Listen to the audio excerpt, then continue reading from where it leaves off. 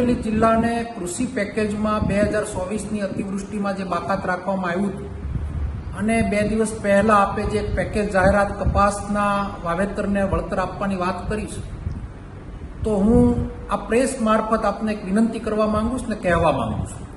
2024ની અંદર આ વિસ્તારની અંદર ફક્ત કપાસનું વાવેતર નહીં પણ અન્ય પણ પાકોના વાવેતર હતા. તલ, સિંગ, કઠોળ અને બધા જ એરડાથી લઈને વાવેતરોને નુકસાન થયું હતું.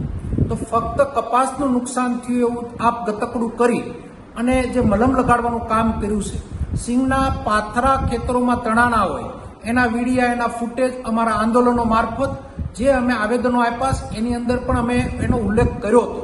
તો આવનાર દિવસોમાં સિંગ અને અન્ય પાકોના વાવેતરને પણ તમારે વળતર આપવું જોઈએ. અને તમે જે વાત કરી 2024ના પેકેજની કપાસની, તો કોઈ પણ જગ્યાએ સર્વે થયું નથી. સર્વે થયું નથી તો કયા આધારે કઈ રીતના આ પેકેજની મારફત ખેડૂતોને વળતર આપવા માંગો છો? એ ગુજરાતના અમરેલી જિલ્લાના ખેડૂતોને આપ ખુલાસો આપો એવી વિનંતી કરું છું અને આ પેકેજમાં સુધારો કરી અન્ય પાકના વાવેતરોને આપ સમાવેશ કરો એવી માગણી કરું છું. આભાર.